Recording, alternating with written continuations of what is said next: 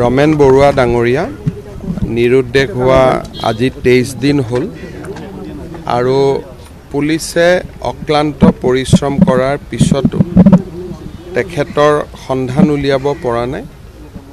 ব্ৰহ্মপুত্ৰ নদীত যেটো তেওঁৰ ওচৰত যেটো শেষ খোজ আছিল সেই খোজটো পৰ্যন্ত পুলিচে পাব পাৰিছে।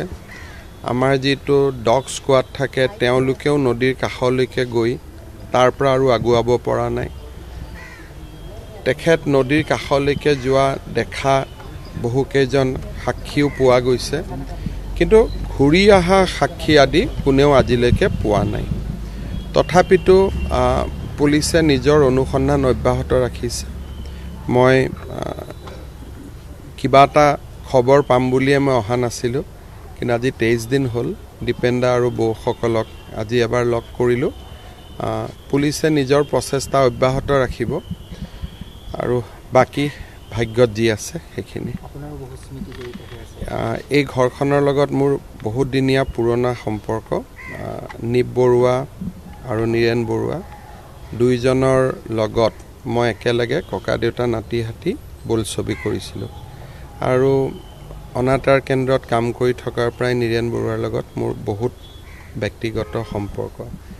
দীপেন বৰুৱাৰ গানৰ মই গানটো গায়ো থাকোঁ দীপেন্দাৰ গান এনি মুহূৰ্ততে, আৰু দীপেন্দাৰ গান শুনি অত্যন্ত ভাল পাওঁ। গিৰিন্দাৰ লগতো যথেষ্ট ভাল আছিলে।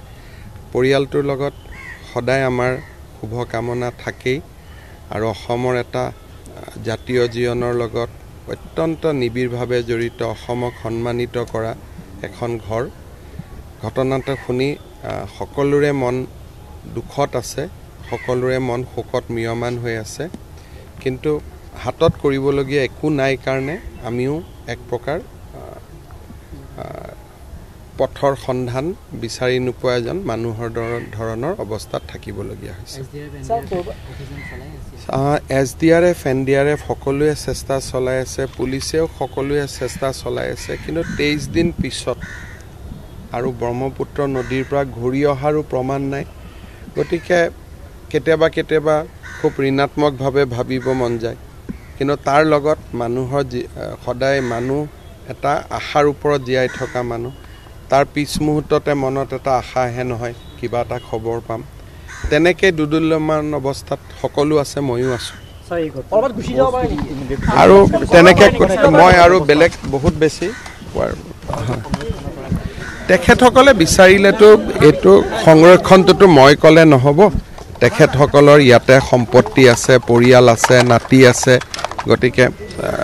গতিকে মই ঘৰটো সংৰক্ষণ কৰিম বুলিতো ক'ব নোৱাৰোঁ, আৰু তেওঁলোকৰ পৰিকল্পনাও থাকিব।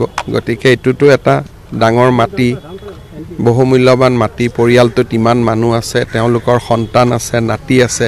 গতিকে চৰকাৰৰ পৰা এই বিষয়ে কোৱাটো ঠিক নহয়, কিন্তু পৰিয়ালে কিবা ক'লে তাক চৰকাৰে ৰেছপন্স কৰাটো বেলেগ কথা।